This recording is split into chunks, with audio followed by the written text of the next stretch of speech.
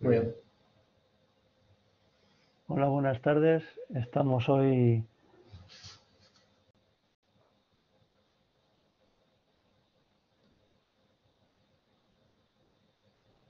Trading, liderada por una empresa de trading propietario, liderada por Juan Toro, ya ha dado una conferencia en años anteriores. Y tenemos con nosotros a dos de sus talleres, Mauricio Elizalde y Javier Carlos Sánchez de la Viña, que nos van a hablar de Lead-Lag Relationships in Algorithmic Trading, que promete ser muy interesante y muy técnica. Así que nada, os dejo con ellos. Empezará Mauricio y tendremos un turno de preguntas, luego seguirá Javier y terminaremos con el turno de preguntas ya global de todos. Así que nada, os dejo con Mauricio y Javier. Muchas gracias, Eduardo. Muchas gracias por la presentación y por la invitación.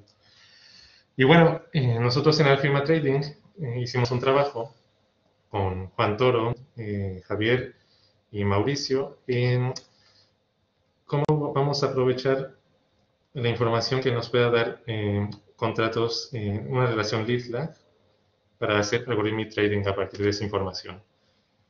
Les voy a hablar acerca de un poco de este preámbulo. Vamos a hablar un poco del concepto de lead-lag, velocidad, latencia y el estudio que hacemos algorítmicamente.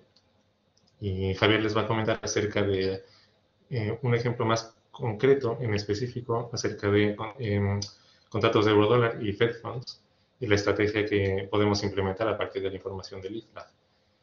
Lo que les vamos a traer es la herramienta con la que nosotros intentamos entender la relación de lead-lag entre dos contratos correlados. Vamos a ver cómo son dos contratos correlados primero, para entrar en contexto. Sobre toda la presentación vamos a ejemplificar con el contrato del futuro de eurodólar y futuro de los Federal Funds de Estados Unidos.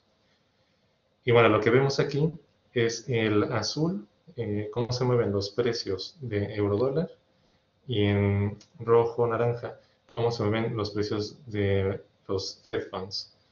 Entonces podemos ver que hay una cierta correlación entre ellos, y cómo se van moviendo. Y lo que nosotros queremos entender es, si se mueve uno, en teoría deberían moverse correladamente, pero claro, podría haber ciertos no llamémosle problema, sino una imperfección en cuanto a la velocidad, que uno tarde en adaptarse al otro. Digamos, uno va liderando y sospechamos que el que va a liderar es más líquido. De hecho, nosotros tenemos medidas de liquidez. Y si nosotros vemos que uno va, digamos, es más líquido y va liderando al otro, sospechamos que el otro puede ir un poco rezagado. Entonces vamos a medir qué tanto puede ir rezagado este contrato. Para ello, bueno, es importante entender lo que es la velocidad en los mercados electrónicos, que simplemente, como la definición de velocidad lo dice, la distancia por unidad de tiempo, pero en este caso la distancia va a ser de datos que nosotros vamos a mandar. ¿Qué tanto tarda un dato en llegar a cierto sitio? La latencia es propia de cada agente y va a depender mucho de la tecnología que tengamos. La latencia es, si yo mando una señal, porque claro, yo tengo que tomar una decisión, por ejemplo, compro o venta hacia el mercado, y el mercado me va a responder. Entonces, y va a haber intermediarios en esto. Entonces, ¿en cuánto tiempo tarde mi señal? ¿Cuánto tiempo tarde en regresar? Esto le vamos a llamar latencia. Entonces, este juego de velocidades y latencias hace que los contratos, en todo este juego algorítmico, de trading algorítmico, o bueno, de trading no necesariamente algorítmico, puede ser que haya un contrato que, como el eurodólar, que es muy tradeado, se mueva, y que el otro, digamos, le vaya alcanzando, lo vaya tomando el ritmo, que no sea perfecto. Deberían moverse correladamente, pero no es perfecto, hay un lag. Y ese concepto de lag va a ser muy importante aquí. Va a ser qué tanto tiempo se tarda en esa respuesta en alcanzar al otro contrato. Entonces, vamos a mostrar cómo definimos y cuál es el setting de esta herramienta, para lo cual nosotros lo vamos a hacer de la siguiente manera. Primero trabajamos con arreglos de datos. Nosotros tenemos para la serie de precio del ask, tenemos timestamps, precios y volumen en espera, análogamente para el bid. Y para los trades también tenemos los mismos, pero miramos hacia dónde se hizo la compra o la venta. Miramos hacia qué lado se hizo el trade. Ahora, es muy importante recalcar aquí que no son precios. Nosotros estamos muy habituados a escuchar el precio del cierre, el precio diario. Y claro, estos datos son, digamos, condensados y se filtran. Pero nosotros estamos registrando cada momento en que hay un cambio en el mercado. Por ejemplo, si hay una cancelación de órdenes en el best ask o un trade en el bid, entonces cada timestamp lo vamos registrando. Y esto puede darse en milisegundos. Es importante entender esto porque cuando nosotros tenemos dos contratos, digamos en abstracto un contrato X y un contrato Y, cada uno va a tener sus timestamps. No necesariamente se van a tradear o van a moverse en el mismo momento. Entonces, ahora vamos a ver por qué es más importante ese concepto. Lo que tenemos que hacer en la metodología es, primero, nosotros vamos a escoger un intervalo temporal en el que vamos a medir estos movimientos. El intervalo temporal, nosotros preferimos elegir, digamos, cuando se lanza un dato, cuando hay la publicación de un dato, por ejemplo, como sería inflación o empleo, esos datos económicos importantes que hacen que los mercados se muevan. Porque, claro, a medir la correlación de cómo se mueve uno respecto a cómo se mueve el otro, y necesitamos que haya movimiento, si no, no tiene mucho caso. Entonces, elegimos este intervalo temporal, dos contratos, y vamos a asumir que son modelizados a través de estas ecuaciones diferenciales estocásticas, que como podemos ver es en el precio de X. Estos precios son los mid cost, los mid prices, que simplemente es por el precio de el bien y la mitad entre ellos, el mid price. Este precio medio, este precio mid, va a tener cierta dinámica y esa va a estar moderada. Digamos, esos cambios van a estar moderados por los cambios en el tiempo con una pendiente y una componente de volatilidad que va a ser moderada estocásticamente con un movimiento gradual. Entonces, cada contrato se va a modelizar de esta manera y vamos a medir el coeficiente de correlación de estas con una medida de correlación. Ahora, esto es el setting y estimarlo. Para eso, necesitamos procesar los timestamps.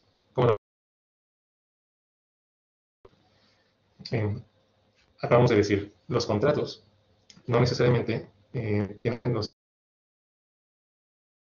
timestamps. Lo que necesitamos hacer es, primero, para cada observación, para cada observación me refiero en el mid price, vamos a tomar solamente aquellos momentos en los que haya un cambio en el precio, porque nosotros vamos a medir correlación según los cambios que haya tenido este mid price. Entonces, claro, fíjense que llega un trade o una cancelación y no necesariamente tiene que mover el precio. Solo voy a tomar aquellos momentos en los que haya un... Luego, puede ser que haya cambios que son nulos, que sean de milisegundos. Tampoco... Entonces, dicho esto, vamos a ver un ejemplo. Los timestamps, como no tienen que ser síncronos, a los hemos llamado T sub 0, T sub 1, hasta T mayúscula, bueno, T sub N, que es igual a T mayúscula, o Y, S sub 0, S1, hasta SM. M no tiene que ser igual a N, porque podría haber más cambios de precio en un contrato. Ahora, este es un ejemplo. Tenemos este es un ejemplo de euro-dólar, muy local, solamente es para que vean cómo procesamos los tick times. Tenemos representado con rojo el ask price el best bid con azul, el precio medio entre ellos es amarillo, tenemos los trades negro, estos serían los puntos serían los trades. Para cada variación esto representa un tick time. Lo pongo en la altura del precio, pero esto realmente son tiempos, o sea, este debería estar en el eje de las abscisas. Pero aquí es para que se observe en qué momento tomamos un tick time. Entonces, puedes ver que aquí no hay un tick time. No tenemos un trade. Hablaba de que hay cambios que pueden ser muy rápidos y que realmente no nos información. Entonces, ¿cómo hacemos el filtrado? Simplemente si no hay nadie que haya hecho un trade en ese precio, entonces no tomamos en cuenta ese price. Lo cancelamos, lo ignoramos. Entonces, cada vez que tengamos una variación significativa, tenemos un significativo si haya habido trades en ese nivel. Y bueno, ya con esto nosotros podemos calcular un estimado de coeficiente de correlación. Somos nosotros, eso. ¿Está sonando algo? Está sonando algo, sí, pero no somos nosotros, ¿no? Vale, continúo. Si suena, ahora vemos. Hay un coeficiente de correlación que desarrollaron Hayashi y... Perdona un momento, Sí, se oye dime, un dime. poco entrecortado. Entonces a lo mejor quitar la cámara, desconectar el compartir Vale. vídeo para Vale. a ver si se oye mejor. No, la de compartir la presentación sí, pero la de la Sí, sí, cámara, sí. o sea, vuestra Sí, imagen. sí, pero para entrar ahí tenemos que...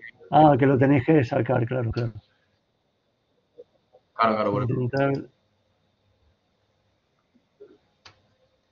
A ver, que esto puede... Ya está.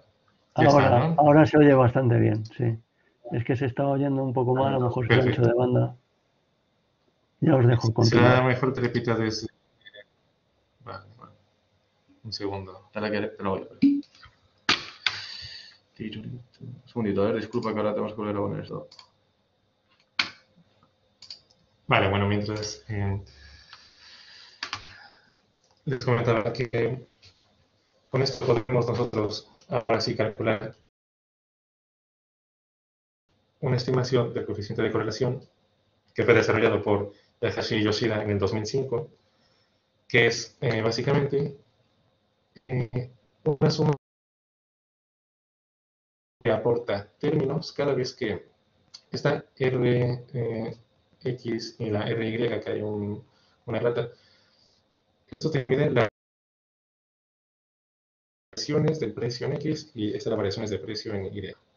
Entonces, cada vez que hay una variación en X, ves cómo fue la variación en Y, esto te va aportando esas sumas con la variación total individual de cada uno de ellos.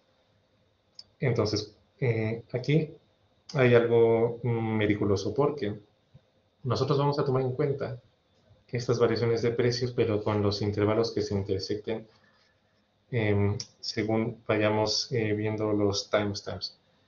¿Por qué?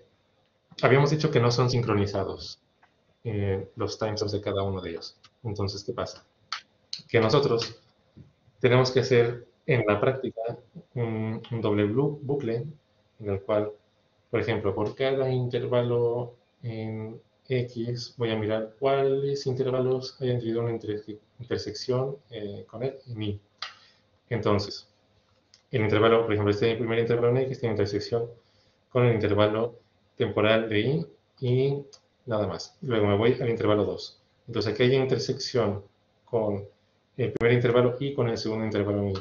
Y el intervalo 3 en X tiene intersección con este segundo intervalo, con el tercero y con el cuarto. Entonces, yo voy mirando, estas son las intersecciones.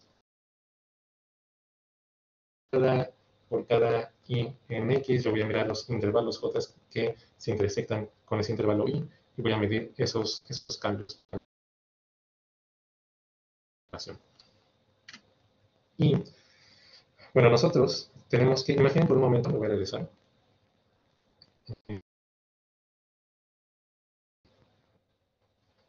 Imaginen que por un momento nosotros fijamos uno de los contratos. Vamos a decir que en este caso el azul es X. Luego tenemos el Y. Entonces, Imagínense que yo puedo mover temporalmente el contrato Y, X, y esto lo voy a mover, digamos, izquierda y derecha. De hecho, si lo muevo un poco más para arriba, va a haber como un solape de precios muy bueno. Pero si yo lo muevo izquierda o derecha, por ejemplo, si lo muevo a la izquierda en esta zona, voy a tener un solape. ¿Esto qué quiere decir? Que primero se movió el contrato X hacia arriba, después el contrato Y. Entonces, yo aquí estoy viendo que Y tiene un lag. Entonces, ¿cómo voy a medir ese lag? Lo que voy a hacer es restar en ese eje de Y ese lag, que sería moverlo a la izquierda. Entonces veo que hay un solape. Este solape lo voy a medir con la correlación. ¿Qué quiero decir con esto? Nosotros vamos a mirar esto con muchos lags. Vamos a imaginar que tenemos lags positivos. Eso quiere decir que, como vimos en el ejemplo, que el contrato Y tiene un lag, tiene un retraso. Entonces, yo hago a los timestamps de Y, le resto ese lag, voy a medir la correlación. Yo esperaría que la correlación aumente, porque precisamente ya le estoy quitando ese lag que tiene Y. Pero claro, para ver cuál es el máximo, yo necesito este grid de lags. Voy a fijar una serie de lags para ver en dónde se maximiza esto. Ahora, nosotros hacemos algo un poco más. Si este es un coeficiente de correlación que depende del lag, la dependencia se va a ver en la intersección temporal. Si depende también de cómo yo le pase la serie temporal de X e Y, pues esto va a ser exactamente lo mismo que si yo considero el coeficiente de correlación sin los lags, ya previamente haciendo el cambio de los timestamps en Y. Bueno, esa es una conversión sencilla, la idea es esa. Vamos a quitarle ese lag. Vamos a medir la correlación. Ahora, uno podría decir, ¿qué tal que es al revés? Que Y lidera X. Bueno, también nosotros vamos a tomar en cuenta lags negativos. ¿Eso qué sería? Que realmente Y lidera X. Vamos a tomar ese mismo set de lags, los vamos a tomar positivos y negativos. Bueno, aquí se ve esquemáticamente qué sería lo que estamos haciendo. Cada vez que tenemos un lag, nosotros quitamos de Y para tener los intervalos están representados por I' de Y con lag. Entonces todos, pero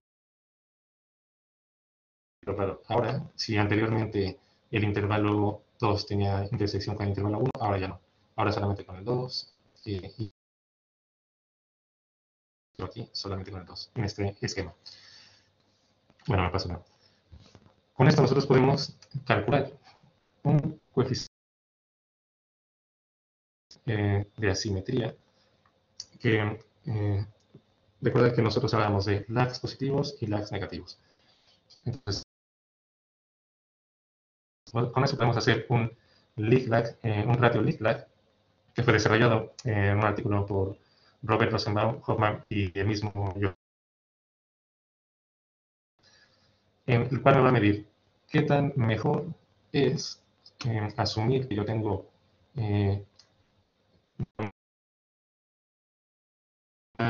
que X lidere a Y, o en el caso de abajo que tengo lags negativos, que Y lidera a X. Entonces, yo puedo decir que X lidera a Y si solo si tengo un leak-lag ratio mayor a 1. Si es igual a 1, entonces el coeficiente de asimetría realmente no es asimétrico, a los dos nos da igual, no hay realmente una relación de cuál lidera cuál.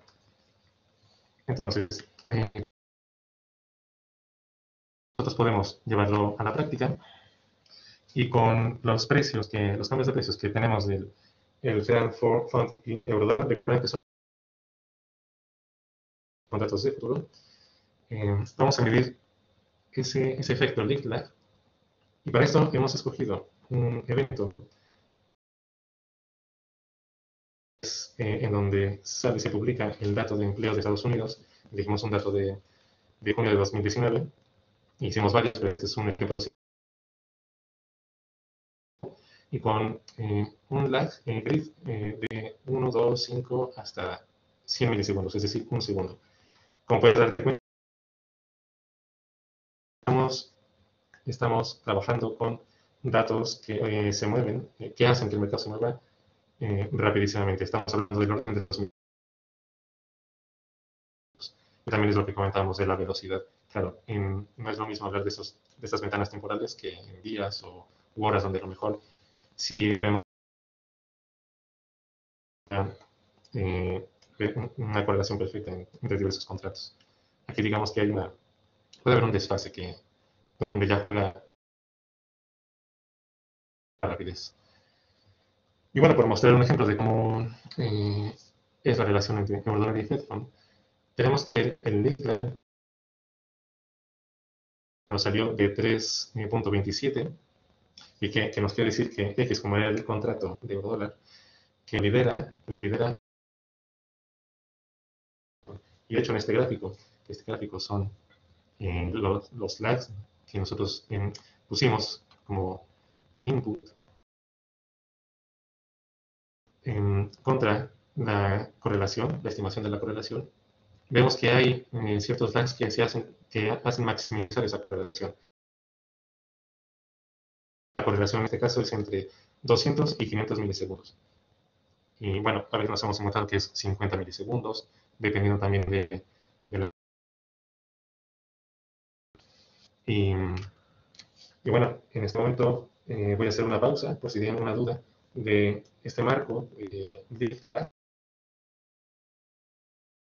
para que más adelante Javi va a hablar más en detalle de los contratos de Eurodólar y Fed Fund. Así que si tienen preguntas sobre el marco teórico o el feedback,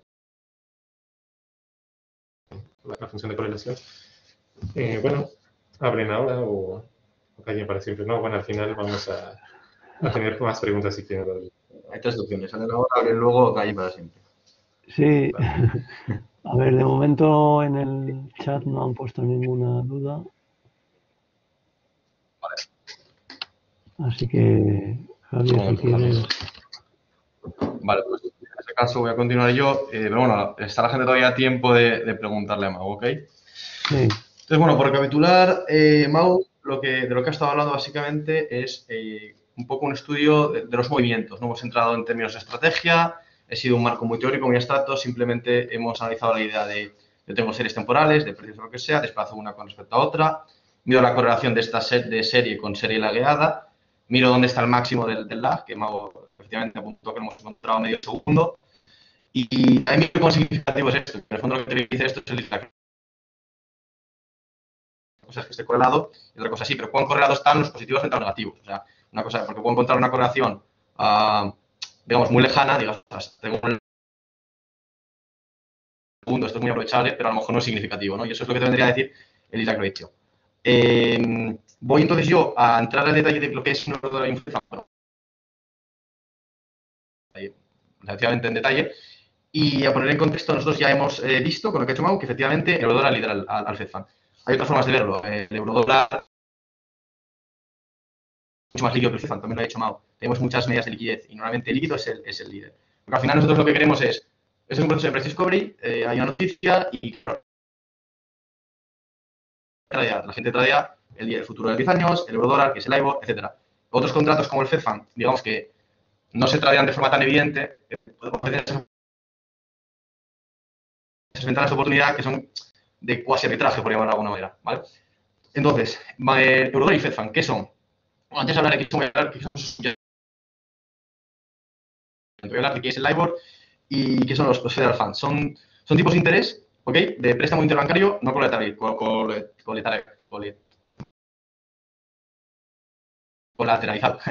El LIBOR es el tipo de interés por antonomasia de préstamos interbancarios, bueno, al que le queda poco tiempo, ya tiene los días contados,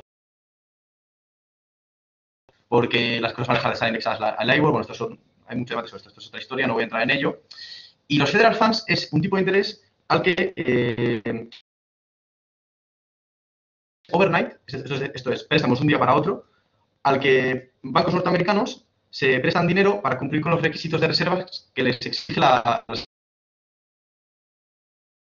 Estos préstamos están mediados por la misma y, de hecho, prácticamente el tipo de interés está fijado por la Reserva Federal. Hay un pequeño grado de negociabilidad, pero es mínimo. El LIBOR suele estar en los 10, 15, 20 puntos básicos por encima del Federal Fund. ¿Okay? Y nosotros sabemos que en principio se debe mantener. ¿Okay? Entonces, básicamente, ¿qué es lo que vamos a ver en la estrategia? ¿Qué es lo que ha visto Mau? Pues que cuando el eurodólar sube 2 puntos básicos, el Fed Fund va a subir otros 2 puntos. Para mantener esos, digamos, 15 puntos básicos que había antes del anuncio de empleo o del evento o cualquiera que sea, ¿no? Voy a hablar un poco, los futuros se construyen y esto es un problema que ocurre muchas veces en trading. Bueno, básicamente es como es la vida, que los productos son distintos y a veces tienes que comparar un poco peras con manzanas. Digamos, es lo que se trata. Los eurodólares son futuros que con vencimientos en los meses de marzo, junio, septiembre y diciembre. Los dos son cash settle. Cash settle quiere decir que la diferencia entre el valor realizado del subyacente y el implícito por el precio negociado en el mercado tienen que, o sea, por un aumento de arbitraje tienen que converger. ¿No? O sea, ese dinero, es decir, al final la diferencia entre el precio del futuro y el valor realizado, o sea, es decir, se van a pegar artificialmente. Entonces eso ya hace que de forma natural se converja. ¿No? A diferencia de otros futuros, como puede ser pues, entrega del barril de petróleo, de la commodity, de algo físico, aquí como es un tipo de interés, involucras este criterio para que haya el incentivo a seguir el tipo esperado. El eurodólar, entonces, como digo, los tenemos cada 3 meses. Entonces, con un vencimiento, me parece que es el tercer miércoles de marzo, ahí te vence al valor de settle, que es cuánto vale el LIBOR a 3 meses vista ese día. El Fed Fund, en cambio, os acabo de decir que es overnight. El Fed Fund, para empezar, lo tengo disponible, futuro sobre Fed Fund. Pues digo, Fed Fund Future, que en el fondo o sea, es el mismo nombre 2 veces, no como eurodólar y LIBOR. Lo tengo para todos los meses. Y básicamente su valor se calcula como una media aritmética de cuál ha sido el valor efectivo al que se ha prestado cada día. Esto es un dato que publica la Fed, me parece, de todos los días te dice cuánto se prestaron el día anterior los bancos. ¿Okay? Entonces, uno es un mes, otro es 3 meses. Además, los Fed Funds, esto también es muy habitual, que en trading, por ejemplo, en este caso, tenemos 2 años de liquidez, los eurodólares tenemos 9 años. Entonces, no podemos comparar LIBOR con Fed Fund en cualquier ventana. Tiene que ser en una ventana, pues digamos, de 2 años como muchísimo. ¿Cómo se cuotan en el mercado? Los futuros sobre tipos de interés siguen este convenio, el International Monetary Market Index, sí, que básicamente construye un precio artificial que es 100 menos el yield, o sea, el tipo de interés, digamos, subyacente. La idea es hacerlo inversamente, hacer el precio inverso al yield, como ocurre con un bono futuro de bono, ¿vale? Entonces, ¿qué es lo que ocurre? Nosotros lo que queremos tradear, operar, es con la prima que tiene el LIBOR sobre el Fed Fund. Os dije que suele estar 10-20 puntos básicos por encima, ¿no? Eso realmente, teniendo en cuenta que sé qué contrato de Fed Fund comparar con cuál de eurodólar, os lo voy a discutir luego, es la diferencia entre el precio del Fed Fund y el precio del eurodólar, porque como el yield entra restando, multiplicado por 100 para tenerlo en puntos básicos, para pasar a centésimas de puntos porcentuales de yield, esto me mostraría ese valor que digo entre 10 y 20 puntos básicos.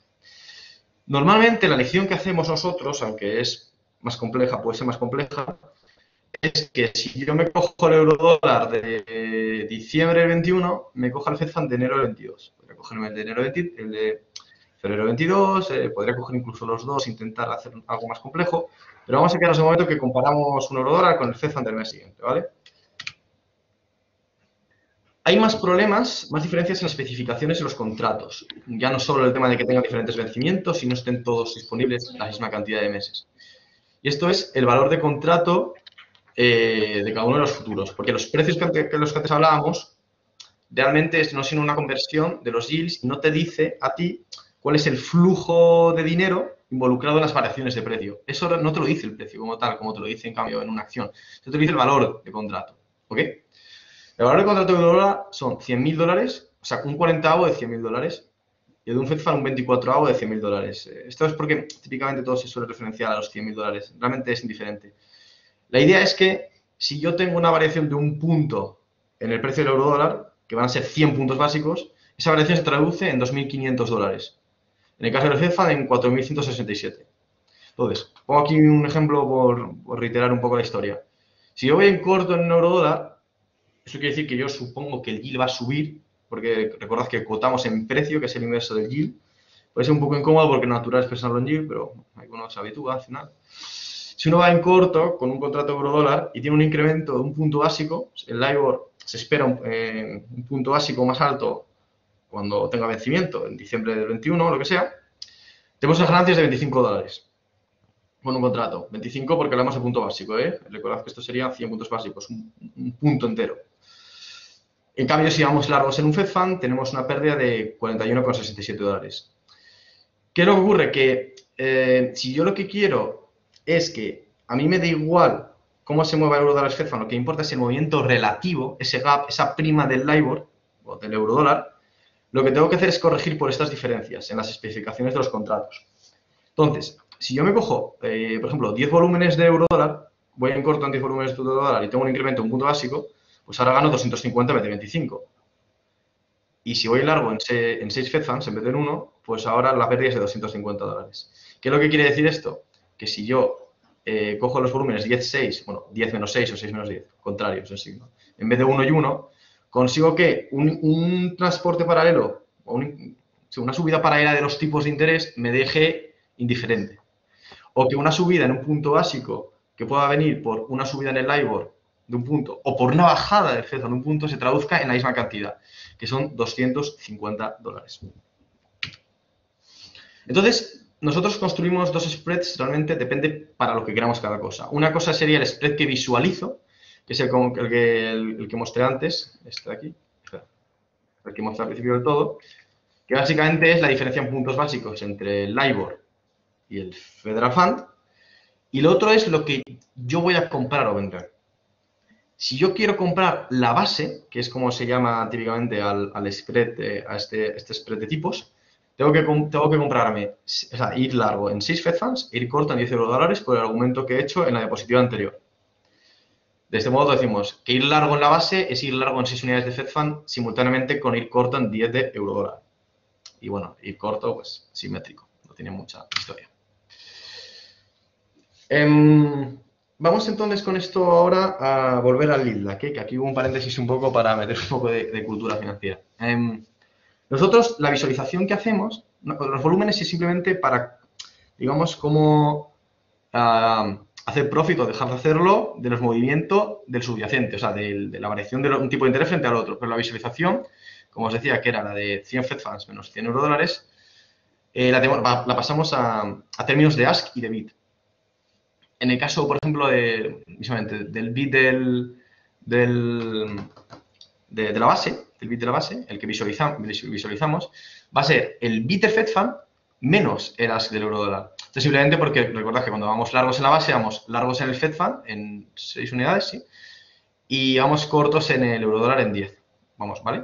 Por eso, al ir cortos en eurodólar, nosotros lo que estamos es vendiendo el eurodólar. Por tanto, con el sell side del eurodólar será el que esté involucrado en el buy side de la base en conjunto. Va a ser muy importante el concepto de precio de referencia ask y precio de referencia bid de la base. Estos precios de referencia se pueden coger de muchas maneras. Nosotros vamos a ceñirnos al último precio estable antes del evento. El evento puede ser cualquier cosa. En principio, el evento va a ser, como dijimos, datos de empleo. En concreto, perros, porque bueno, hay más datos de empleo, pero es que es el más importante. Asumimos que el precio es constante antes del evento. Y por tanto, la diferencia entre Fed Fund y eurodólar, en términos de precio. Entonces decimos que detectamos una dislocación de la base cuando o bien el bid de la base suba por encima del ask que teníamos referenciado, o bien el ask caiga por debajo del bid que habíamos tomado como referencia. Lo vamos a ver aquí bastante bien. Luego voy a volver para atrás, en cualquier caso. Fijaros, el last stable price, que no lo he especificado, es el último precio, ¿vale? Tal que el spread tuvo un bid ask, o sea, el spread es la base, ¿vale? Tal que la base, voy a usar el término base porque si no, es que usamos la palabra spread para dos cosas. Tal que el bid ask spread estuvo en mínimos, ¿vale? El bid ask spread, fijaros aquí, es de un punto básico, ¿ok? según quieras comprar o vender la base, tienes que hacerlo vendes a 20 puntos básicos o la compras a 19, o sea, más bien al revés, la compras a 19, la compras a 20 y la vendes a 19. Si quieres hacerlo de forma instantánea, tirando a mercado. Entonces, este es el precio que tomamos como referencia, fijaos, en la línea azul y la línea roja. Entonces, ¿qué es una dislocación? Pues que pasado el evento, que es esta línea verde, o bien llega un punto en el que el ask sobrepase la línea azul discontinua o el azul sobrepase la línea roja discontinua, ¿vale? Atendiendo a estas fórmulas de aquí, realmente, voy a explicar solo el caso, por ejemplo, el del ask, que es el que vamos a ver luego, ¿ok? Esto puede ocurrir, o bien porque el ask del FedFund caiga, porque entra en positivo, o bien que el bid del euro-dólar suba. Como sabemos que el euro-dólar es el líder, típicamente una dislocación debería venir por este lado. Pero a nosotros en el fondo nos da igual en términos del spread. No sabemos si no sabemos si la componente del euro-dólar o la del Fed Fund la que provoca el movimiento global. Entonces, ¿qué observamos en este caso? A ver, aunque nosotros vayamos a ir a operar solo con el Fed Fund, nos construimos la base, al menos visualizada en un primer momento, para detectar esas dislocaciones. Si os fijáis, hay un momento aquí al principio del todo, ocurre en muy poco tiempo, porque esta escala es de minutos, en el que efectivamente tenemos una caída, aquí no se ve, pero incluso llega a caer más abajo, del ask. ¿Por qué? Por la subida del bid del euro-dólar, ¿vale? La presión alcista en el precio del euro-dólar. Eso es un driver realmente. Eso nos dice en ese momento, ok, tenemos un proceso de yield-lag. Porque uno, por ejemplo, puede mirar si que se mueva el euro-dólar, pero no tiene, mirando solo el momento del euro-dólar, no sabe qué ha hecho el Fed Fund. En cambio, cuando uno visualiza ya la comparativa, si ve esto, dice, ok, aquí tiene implícito el concepto de yield-lag. O sea, aquí se ha movido uno más que el otro. Por lo menos se ha movido el eurodólar un punto básico más que el Fed Fund. El Fed Fund aquí sabemos que va por lo menos un punto básico, punto y medio, porque ya va a bajar medio más, va punto y medio básico rezagado. Entonces, eso es una oportunidad que nosotros podemos aprovechar. Entonces, como decía, nosotros en principio vamos a hacer simplemente el trade del Fed Fund. Nos vamos a olvidar del eurodólar. También podríamos procurar hacerle trading al spread. ¿Qué es lo que pasa? Que en este caso, como la corrección es tan efímera, el spread es una cosa, o sea, el spread, la base, es una cosa muy pesada y es muy difícil sacarle profit. Nosotros estamos intentando atinar a una ineficiencia efímera. Si no fuera el caso, sí que podría interesar, por ejemplo, que creíamos que hay una ineficiencia de minutos o de horas, y uno sí que podría hacer el trade del spread, en cuyo caso tiene que trabajar con la réplica que mencioné antes, que sería las 6 Fed Fund menos 10 euro-dólar. ¿Vale? Y es más robusta, es más lenta, pero uno se cubre a nivel. ¿Cuál es la idea? Si yo lo que quiero tradear, o sea, si yo lo que quiero aprovechar es únicamente el gap que tengo entre eurodólar y Fed Fund, yo no quiero estar expuesto a que los dos suban y bajan. Entonces, si cuando yo solo tradeo el Fed Fund solo, estoy descubierto por esa parte. Me falta la cobertura, el hedge.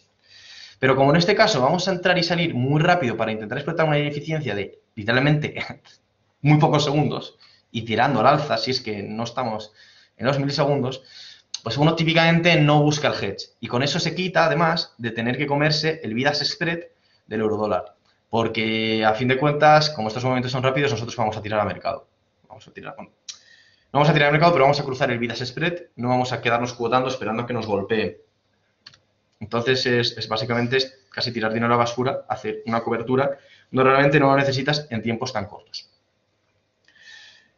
Entonces, nosotros tenemos tres criterios para la salida. La entrada ha quedado ya clara, que básicamente es el driver de la base cuando sobrepase para un lado o para otro el bid o ask de referencia. Y ahora vamos a centrarnos en la salida, que típicamente es donde está la complejidad en prácticamente cualquier estrategia de trading. Una primera lógica sería un fixed profit, o un ticks of profit, o fixed ticks of profit. Que básicamente lo que te dice es cuando ya lleves tantos ticks acumulados, tantos incrementos discretos que tiene el contrato, de Fed Fund en este caso, deshaz la posición. Y típicamente uno le asigna un segundo valor que sería un stop loss, que es si vas acumulando pérdidas, cierra la posición, ¿vale? Esto vendría a suplir un poco el tema de la cobertura. El caso de la segunda lógica es simplemente de esa exposición cuando veas en la base, usas la base de nuevo de driver, pero esta vez para la salida en vez de para la entrada, cuando veas que ya ha retornado a su valor natural. En este caso, bueno, le pedimos que encima lo sobrepases. Volveríamos aquí, justo al principio del minuto 2, porque es cuando ya tenemos el retorno completo. Fijaos que el bit ya llega a donde antes, incluso en algunos momentos llega a subir y bajar, llega a oscilar un poco. Y la tercera simplemente sería mirar rebotes en el FedFund, ¿vale?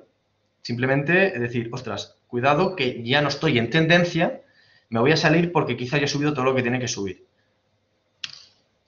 Entonces, voy a mostraros aquí un ejemplo de las tres estrategias. Este ejemplo realmente es el de antes, ¿eh? Es este de aquí, lo que pasa es que con mucho zoom. Entonces, la entrada es esta de aquí, ¿vale? Fijaos, nosotros hemos entrado aquí. Se supone que en el momento en que entramos, aunque hay una latencia, ¿vale? Que nosotros aquí me parece que hemos puesto un milisegundo, no sé si lo incorporamos en la leyenda, no. Un milisegundo. Aquí tenemos una entrada, que va a ser evidentemente la misma, una, porque, repito, es una entrada, 3 salidas. Y ahora tenemos los 3 tipos de salidas. Por ejemplo, para el... Bueno, ahí tienes que dedicar también el número de lotes, porque también una cosa con la que trabajamos es... Tú no ganas solo ticks, o sea, puedes ganar un número decimal de ticks porque puede ser que porque tú tengas un volumen muy grande, el mercado no te ofrece ese volumen y tengas que comprar a diferentes precios, tengas que caminar el libro. No, vamos a dejar eso a un lado. Nosotros tenemos entonces 3 salidas. La primera salida, con la que ganamos 4 ticks, sería el ticks of profit, ¿ok? El stop loss en este caso no ha jugado ningún rol. Number of ticks gained, 4, porque le hemos dicho que 4, o sea, si hubiéramos exigido más hubiera performado de forma distinta. El segundo, voy a ir primero a la lógica 3. La lógica 3, que es la del rebote, básicamente aquí ha experimentado un rebote. Claro, el problema es que esto es atinar al milisegundo, pero podéis apreciar que por aquí empieza a botar, ¿vale? Si hubiéramos sido más exigentes a la hora de un rebote, y probablemente los rebotes aquí no hubieran sido suficientes, pero podría haber salido, por ejemplo, aquí, ¿vale? Entonces, por exigir un mayor rebote para decir, ostras, cuidado, que ahora sí que no va a dejar de subir, pues hubiéramos hecho un profit similar al de ticks of profit. Y una tercera estrategia, que básicamente es la que os dije, que sería la de cuando la base vuelva a sus precios de referencia, sus bits y a sus precios de referencia. En este caso, la que mejor ha performado ha sido la tercera. Tenemos aquí los profit and losses que hacemos en cada una de las 3. ¿Qué pasa? No sí, la segunda es en este caso la más profitable. Sí, pero es que la segunda es esta. Claro. Sí. Es que invertí para poder hacerlo en orden de tiempos. Pero sí, la más profit es en la que la base retorna. La del rebote sería la segunda más profitable y la menos sería la de ticks of profit. Entonces, un poco por concluir, los resultados. Nosotros miramos dislocaciones donde el eurodólar sea líder. En particular... A ver, antes de nada, ¿por qué no miramos que el FedFund sea líder? Porque consideramos, basados en los estudios de Lilda, que eso sería algo espurio. No sabemos qué es. En principio es extraño que haya un price discovery en el FedFund, porque, vamos, o sea, cuando la gente tiene información, automáticamente esa información se canaliza al mercado a través del eurodólar, del LIBOR, que es mucho más común, ¿vale? Es algo que interesa mucho más tener en tu portfolio, típicamente. En cualquier caso, nosotros, fijaos que nuestro supuesto era que la base tiene que ser constante. La diferencia entre los tipos de Federal Fund y LIBOR tiene que ser constante. Y localmente es constante, eso sabemos que es así. Por eso funciona nuestro supuesto de que la dislocación tiene que regresar a sus precios de referencia, que es el supuesto involucrado en la estrategia 2, que es la que hace aquí más profit. Porque como la entrega y la salida son muy rápidas, en principio... Nosotros estamos diciendo, el dato de empleo tiene que subir lo mismo o bajar los mismos puntos básicos en un contrato que en otro. Uno podría simplemente también, por ejemplo, reaccionar al dato de empleo, pero muchas veces hay problemas con las interpretaciones. Entonces aquí básicamente lo que hacemos es que el eurodólar nos diga cuál es el camino, que ya nos encargamos nosotros de hacerlo con el Federal Fund. En términos generales, el líder barra líquido, el laggard barra ilíquido.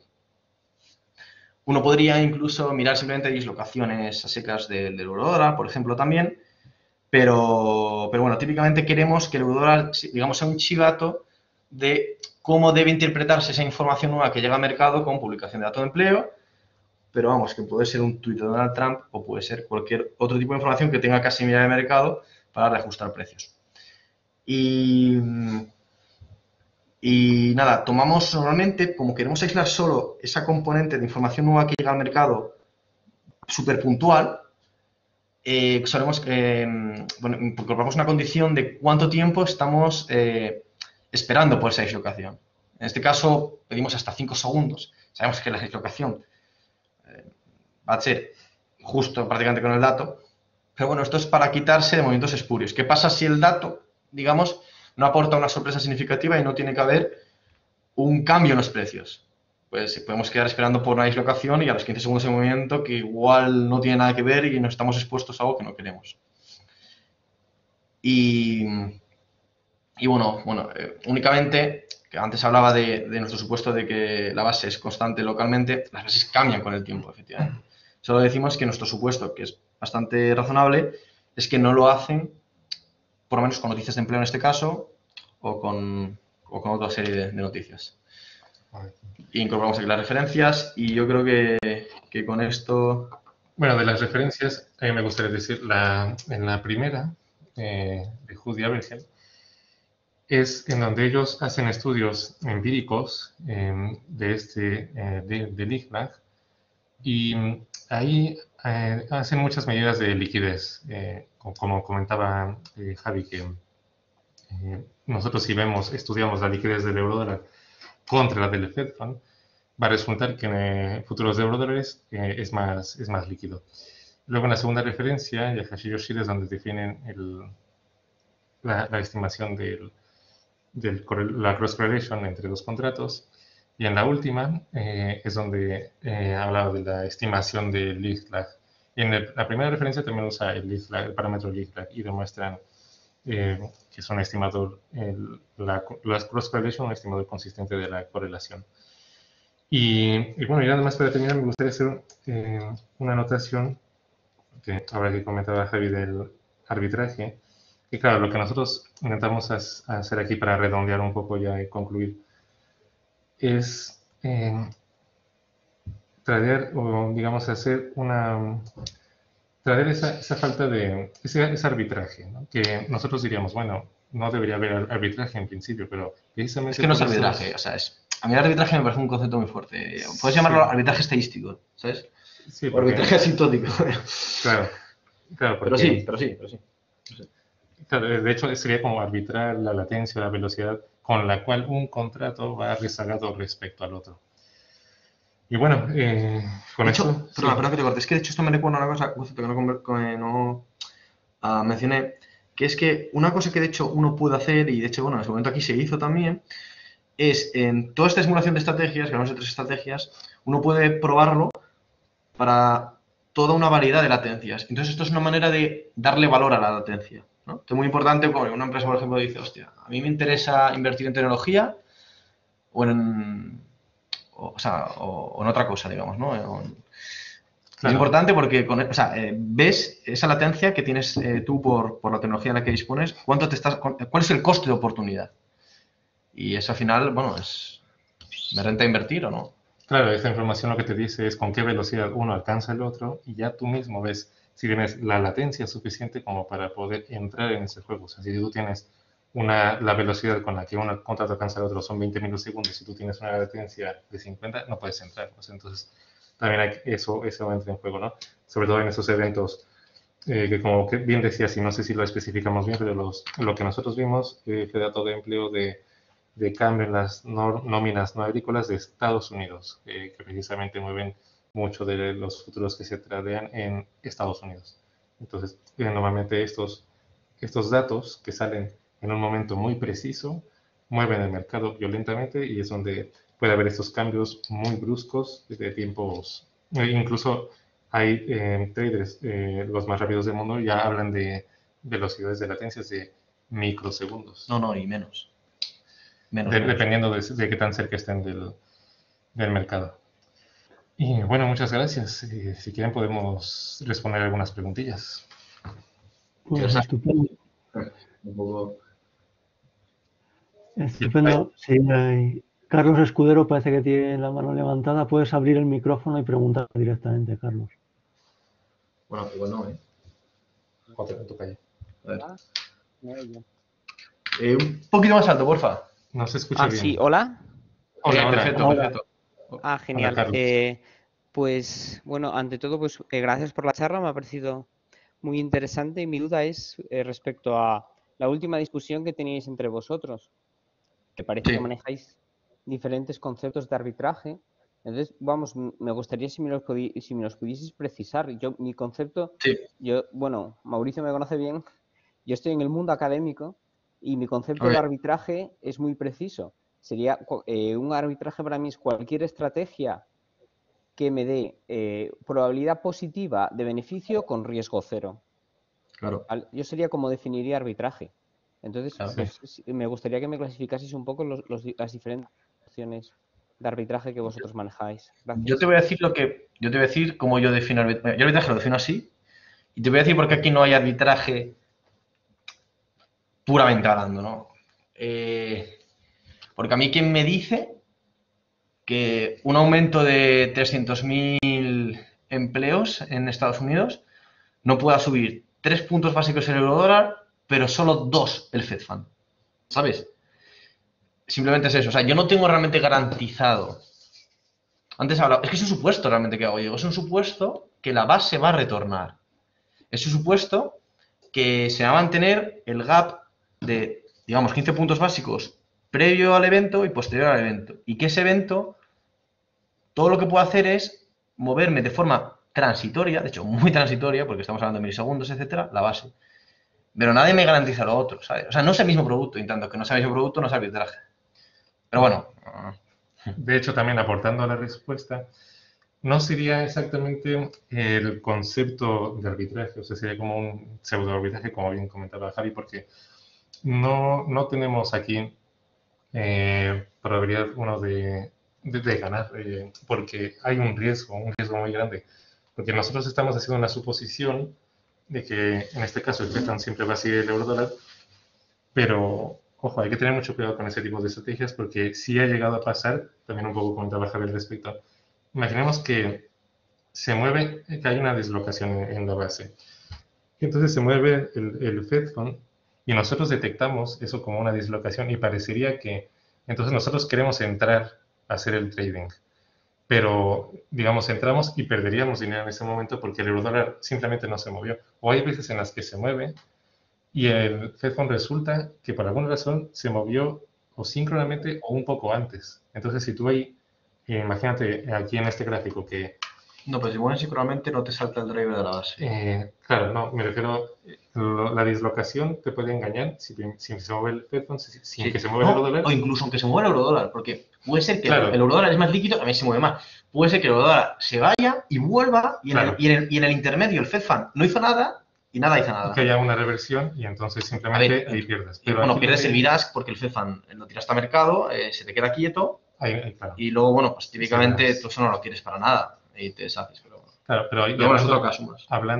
Ese es uno de los casos que la dislocación te dé mal el pitazo de salida. Pero si nosotros estamos haciendo, si creemos que podríamos hacer un arbitraje al 100%, como el concepto lo dice, con un estudio de Lichtlag, lo que te diría aquí, el ejemplo que yo quería dar es que imaginemos, de hecho hay un pequeño momento en el que el Fed Fund baja aquí antes del eurodólar y entonces si esto hubiera estado en otro entorno o si nosotros hubiéramos comenzado nuestra ventana temporal aquí, diríamos, aquí tenemos un contraejemplo, esto no se cumple y entonces nosotros, si aquí hubiéramos tenido, si hubiéramos querido entrar a hacer trading y hubiéramos dicho, no, pues el Fed Fund tiene que volver para ajustarse al precio del eurodólar, hubiéramos perdido no sé, a lo mejor un par de ticks. O sea, que realmente no es, digamos, es una suposición y que, bueno, a partir de esto, el siguiente ejercicio sería mirar probabilidades, de cuántas veces realmente esto se cumple, ¿no? Realmente no es algo perfecto. Efectivamente. Bueno, esperamos haber resuelto la pregunta.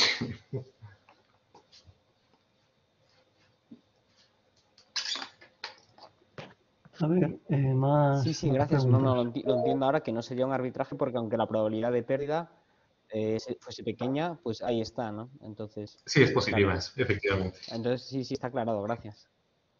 Gracias. Hola, yo tengo una pregunta. ¿qué porcentaje de los beneficios se van en los deslizamientos? Porque yo estoy viendo que el movimiento, bueno, son milisegundos, o sea que el movimiento tiene que ser pequeño por definición de tics. Claro, si encima atacas al Vidialax, pues eso que pierdes, entonces se te está yendo una barbaridad.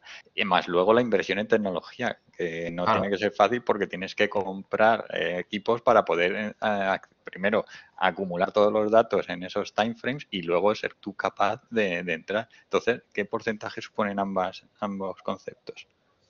A ver, vamos, por ejemplo, sin ir más lejos, a esta gráfica. A ver, no se puede dar un porcentaje, ¿vale? Es complicadísimo, depende del producto. Cada producto tiene una latencia diferente. Los productos no son igual de rápidos en un evento que en otro. Por ejemplo, en el dato de empleo está todo el mundo pendiente del dato de empleo. Entonces ahí va a estar todo el mundo con su mejor tecnología. Entonces igual no te interesa meterte ahí, ¿vale? O sea, en este ejemplo que estabas poniendo, de la publicación del payrolls, nosotros igual no queremos competir contra la mejorísima tecnología del mundo que seguramente esté metida justo en el momento. Pero bueno, hay 500.000 eventos cualitativamente iguales donde igual sí pueda estar. Y no te puedo dar un porcentaje, no estoy eludiendo tu pregunta, pero sí es verdad que, por ejemplo, eso es una razón para que yo no quiera hacer la cobertura, una cosa que comenté antes, con el eurodólar, porque no me quiero comer ese bidask, porque efectivamente, como bien dices, yo cruzo el bidask, yo golpeo al otro lado. Es que todo depende del entorno en el que te muevas. Por ejemplo, si tú confías en que vaya a haber una dislocación, vamos a decir, más grande en términos de bidask, porque no, por eso a mí me gusta medir todo en términos de bidask. Por ejemplo, aquí, esta dislocación es prácticamente ridícula, pero lo uso simplemente como driver para tradear el FEFA, ¿vale? Ahora bien, ¿qué ocurre si esto de verdad se disloca muchísimo más? De hecho, es que el hecho de que se ponga el límite para que te salte la flag, o sea, para que te salte la alarma de, tío, se ha ido la base, tienes que tradear el FEFAM, que se ponga justo aquí, se basa en el fondo, aunque es totalmente arbitrario, podría cambiarse porque no estamos tradeando la base, se basa en que tú en principio aquí compres la base y luego la vendas aquí. Si tú la compras aquí y la vendes aquí, haces un profit. Ridículo, porque es un tick. Ridículo. Pero sí es verdad que hay veces que hay otros movimientos donde la dislocación es mucho más grande, le puedes sacar profit, dura mucho más tiempo, no tienes que tener tecnología, pero amigo, hay muchísimo más riesgo. O sea, a las cosas, normalmente las cosas evidentes duran muy poco tiempo y las cosas no tan evidentes duran más tiempo porque realmente nadie está seguro si eso va a volver o no. En cualquier caso, antes, al final, para concluir, dije yo, nosotros, una cosa que podemos hacer es simular esto muchas veces con diferentes latencias, ¿sabes? Entro aquí o entro aquí. Este 10, ¿dónde se me mete este 10? Podemos simular esto muchas veces. Y eso es una forma de tú monetizar latencia. Tú me hablas, ¿qué porcentaje tal? Depende de la latencia. Es que de verdad que lo hemos probado con muchas latencias y ni siquiera es complicadísimo medir tu propia latencia, ¿vale? Depende de muchas historias. Pero sí que puedes monetizar cambios en latencia. Entonces, llegado el punto, uno puede decir, ¿cuánto dejo de ganar en las estrategias que hago al pasar de una latencia de 1 milisegundo a 10 milisegundos, de 10 milisegundos a 100 milisegundos? Y ahí uno puede hacer un estudio y decir, ¿me renta comprar tecnología o no? Ahora, ¿cuánto se te puede ir? Mira, a mí hoy, por ejemplo, en una historia que hicimos, en una simulación que tiramos, vimos que, por ejemplo, por latencia no llegamos a una cosa que queríamos llegar. Pero mañana llegaremos a otra. Es que es muy complicado. ¿Qué porcentaje? ¿Se te va o no se te deja de ir? Es que muy depende. Es que muy depende. Claro, lo de hoy era muy parecido a... Lo de hoy era muy parecido a esto, sí. Es que muy depende, muy depende. Claro, o sea, hay veces que te llevas el 0% y hay veces que te llevas el 100%. Hay que tomar en cuenta que algunos de esos datos no vas a poder entrar simplemente a tradear. Aquí nosotros tenemos un tope máximo, obviamente. Es que de hecho te digo, aquí, nosotros... El concepto de tirar al mercado realmente no existe. Tú lo que haces es pones una orden limitada al otro lado del libro y con una cierta profundidad, ¿vale? Eso es lo que haces. Si la profundidad es infinito, es una market order. Pero eso es lo que haces, no sé si me he explicado. Y con eso lo que hace uno es curarse en salud, porque si lanza al mercado, ¿sabes? O sea, saber dónde acaba tu orden. Y claro, uno normalmente quiere calibrar ese parámetro. De hecho, ese parámetro está involucrado, no lo hemos comentado, ¿vale? Pero está involucrado en estas estrategias. La entrada aquí, ostras, perdón. La entrada aquí lleva ese parámetro involucrado. ¿Eh? Y básicamente es que uno, pues, dice, bueno, ¿cuán lejos estoy dispuesto a entrar? Y es calibrar ese parámetro también es importante. Y en el fondo ese parámetro tú lo tienes que calibrar teniendo en cuenta cuál va a ser tu latencia. O sea, si tú tienes una latencia 0, pues pones una profundidad de 0. ¿Sabes lo que te digo? En plan, sale el evento, pues directamente, si quiero vender, dale a donde estaba el bit antes del evento, porque no le da tiempo a moverse. Bueno, siento no haber podido darte un porcentaje de cuánto profit se deja de ganar o se pierde, pero es que realmente es que no se puede dar. O sea, no creo que nadie pueda dártelo. Depende mucho. Depende mucho. Pero o sea, vosotros las órdenes que dais son peores que mercado, ¿verdad? Porque si dices que la de mercado no te vale, si quieres comprar pagas más caro que mercado para asegurarte de que entras. Sí, pero, a ver, no sé si estoy entendiendo bien, pero o sea, si yo pongo una orden limitada de venta, imagínate, el bit está a 10, el ask está a 11 y pongo una orden limitada a 7, a mí el matching me la hace a 10, no me la hace a 7. Lo que pasa es que si en el entretanto, por latencia, el movimiento está cayendo a toda leche y llega a 5, cuando llegue la mía de 6, no va a haber matching y yo voy a ser ya parte del ask. ¿Me explico? Ya. No sé si me he explicado.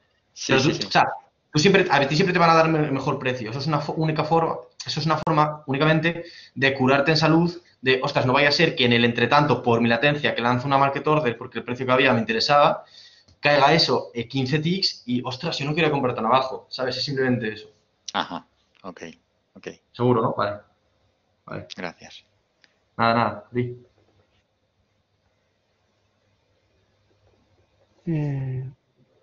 Pedro Herrera tenía la mano levantada, pero ahora parece que no le veo. Sí, ya está. Pedro, puedes abrir el micrófono y preguntar directamente.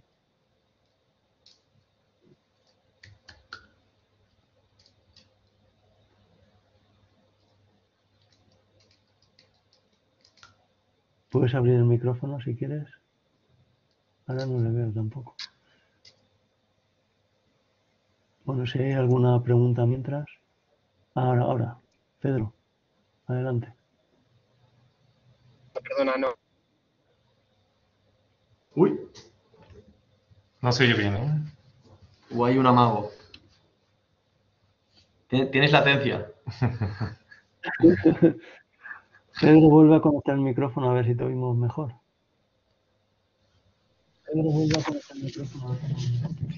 No, nada, que me equivoquemos, que le he dado sin querer, perdóname, nada. Vale. ¿No quieres preguntar nada de paso? Nada, gracias, nada. Gracias. ¿Alguna pregunta más?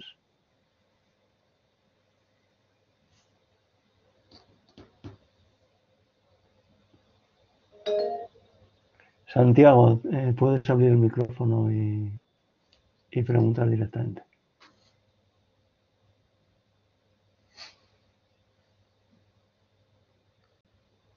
Otro con latencia, ¿eh?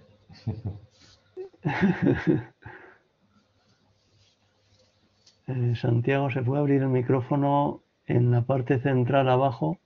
Puedes abrir el micrófono si tienes. No consigue abrirlo. Pues pon la pregunta por el chat y la hago yo.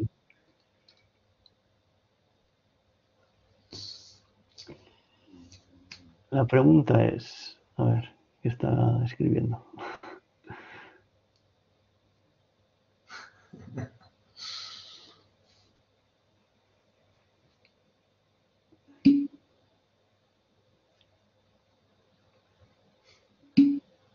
Para medir la latencia, ¿cómo es el procedimiento?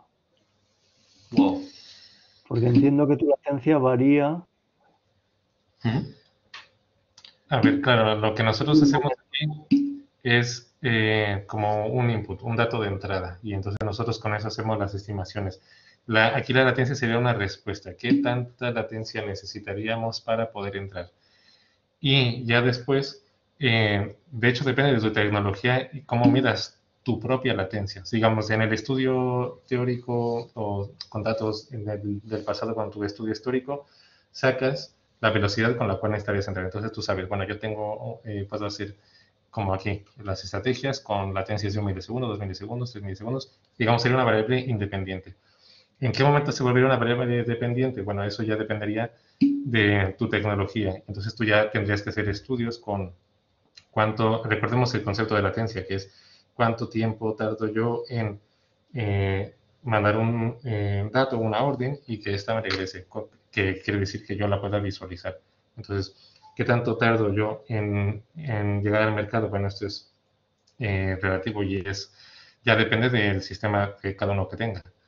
No, pero creo que dice, o sea, para mí tu latencia, o sea, ¿cuál es la nuestra de verdad? O sea, ¿cuál es mi latencia? O sea, nuestra Claro, latencia. claro, la A ver, latencia de sí, la a ver, firma. nosotros, es muy complicado, ¿vale? Pero nosotros, por ejemplo, porque la latencia no es una, son muchas. Por eso es complicado. Claro, y ¿Vale? Pero, por ejemplo, nosotros sabemos a qué hora mandamos un quote. Eso queda registrado. Y siempre que mandas un quote, a ti el exchange te va a decir a qué hora él ha... Mentira. Él te va a devolver un mensaje diciéndote tu quote se ha registrado, tu quote se ha puesto, está aquí. Entonces, ahí es lo que tienes el round trip que antes comentó Mao al principio del todo. Eso es. Tienes un camino de ida y vuelta. O sea, por ejemplo, esa latencia la conocemos, la podemos mirar, ¿eh? Que es básicamente eso. Yo le doy Perdón. mi interfaz. ¿Qué? ¿Me podéis escuchar ahora? Sí, te estoy escuchando, sí. Vale. Perdón, es que lo he puesto por el chat. O sea, la pregunta en concreto que quería hacer es que, claro, entiendo que tu latencia varía en un momento, digamos, un momento cualquiera, como puede ser ahora mismo, tu latencia varía en comparación con el momento en el que sale el dato, porque habrá un montón de órdenes llegando al exchange. Entonces, la pregunta es, ¿cómo podéis medir vuestra latencia justo en un momento de actividad? ¿Realizáis ensayos en momentos de publicaciones de datos o cómo? Igual que en cualquier otro momento, con actividad o no. O sea, es decir, tú siempre sabes en qué momento lanzas el quote y también registras otro tiempo en el que el exchange, o sea, en el que te ha llegado el mensaje de confirmación del exchange. Eso es una latencia. Pero luego está toda la latencia interna de procesamiento de, ok, yo, por ejemplo, me salta el driver, que en este caso el driver, o sea, puede ser leer el dato, pero como nosotros no nos atrevemos a hacer eso, el driver simplemente este de aquí, el que comentaba antes. ¿Con cuánto lag leo yo esto? ¿Con cuánto lag yo de leer esto le digo, ok, pues cuótame en el FedFund a tanto volumen a tantos ticks? Todo eso es latencia interna. Y eso en principio se puede medir, pero igual que puedes medir cualquier proceso de computación dentro de tu ordenador. ¿Sabes lo que te quiero decir? Entonces, bueno, vas sumando latencias y poco vas estimando la idea. No sé si me he explicado. Claro, pero la duda que tengo es que, exacto, tu latencia interna, eso es independiente del momento, pero tu latencia externa...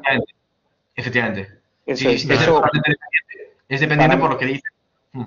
¿Para medirla hacéis un ensayo en un momento de publicación de un dato? ¿O hay alguna manera de hacerlo de otra forma? Creo que simplemente es actuando y mirando lo que te queda registrado, simplemente. O sea, no... Es como tú dices, haciendo no tienes manera... Además, no lo puedes... ensayos. No. El ensayo para latencia interna sí, pero para la externa no. Tienes que hacerlo de verdad. Pero, claro, lo que sucede es que, como bien comentas, aquí tenemos un pequeño inconveniente, que es la latencia puede ser aleatoria. Y, Bueno, claro, sí, y en el momento de que haya una publicación y que la exchange se puede saturar, digamos, sí. Y entonces vas a tener más latencia en esos momentos. Bueno, y eso en Estados Unidos, ¿sabes? Porque luego encima, por ejemplo, Yurex te incorpora ahí, que eso sí que creo que es puramente aleatorio, te incorpora una penalización ahí, porque sí, vamos. Y encima creo que nos fijas, ¿no? Que es un poco rara. En el caso de Estados Unidos, que no ocurre eso, ¿no? Creo. Pero sí, hay una latencia allí que evidentemente dependerá de la saturación del exchange. Pero eso, ¿cómo lo mides? Pues nada, tienes que operar. Tienes que operar y esperar a que el exchange te devuelva el mensaje, toda la historia, ¿entiendes? ¿No?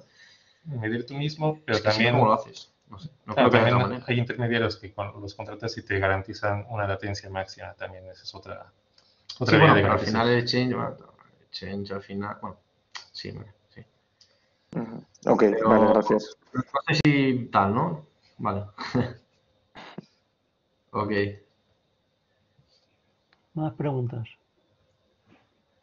Mira, justo aquí hay una cosa muy guapa que antes me mencioné, una tontería, que estoy mirando ahora, que a muchas veces, antes de los datos, precisamente para que veáis el miedo que hay a la interpretación y a la falta de latencia, ya no la interpretación, sino decir, meca, incluso que tenga latencia, aunque se pueda interpretar el dato, es que me van a comer, tal. Fijaos cómo se abren los spreads. Y fijaos en la caída de volumen. Fijaos en la caída de volumen 2 minutos antes, en el euro dólar, cómo se va a cero. Y fijaos cómo en el FedFund se abre el bid-ask. Claro, la gente deja de cotar. Eso a veces la gente se retira, se retira del mercado. Claro. Esto es risk aversion. Esto sí que es aversión al riesgo. Es que quería comentar el dato. Únicamente, y esto es gente típicamente, pues, o sea, dice, ostras, es que aquí pasa cualquier cosa, se mueve el mercado, me golpean y luego el precio se va y vaya precio, vaya operación que hice. Y eso básicamente yo creo que es miedo, pero miedo porque no tienes capacidad de reacción. Yo creo que es por falta de latencia, pero también puede ser por dificultad en la interpretación del dato. Pero bueno, esto ya son conjeturas, que yo estoy aportando ahora sobre la marcha porque me quedé mirando el gráfico. Yo creo que traders algorítmicos son los que se quitan y los que se quedarían ya son los que están buscando estrategias más a largo plazo, mediano plazo. No sé qué decirte, yo qué sé dirás. Bueno, no sé. Bueno. Yo tengo una pregunta.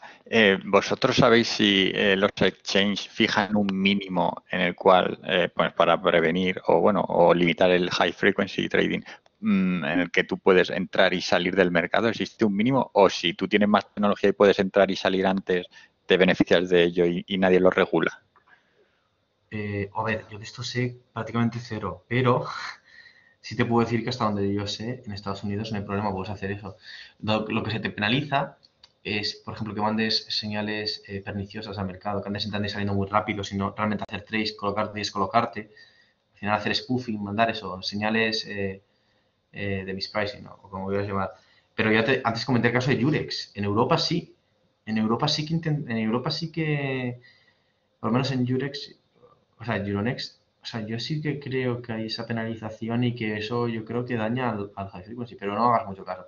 Pero en USA no, o sea, en USA. Y luego, por ejemplo, en el Leaf, no sé, en el Leaf y tal, pero vamos, yo creo que en USA no.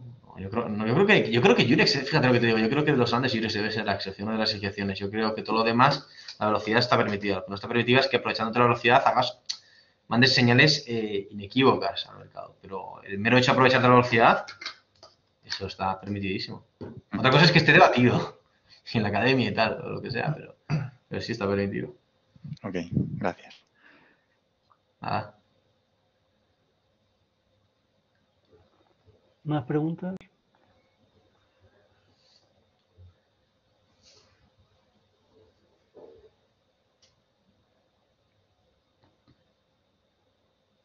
Bueno, pues parece que ya no hay más preguntas. Muchas gracias, Mauricio y Javier, por... A vosotros. Ok, gracias a ti y a la audiencia. Y os esperamos para el año siguiente, ir pensando Será un placer. algo que... Muchas gracias. Muchas gracias. Gracias a vosotros. Vosotros. Hasta luego.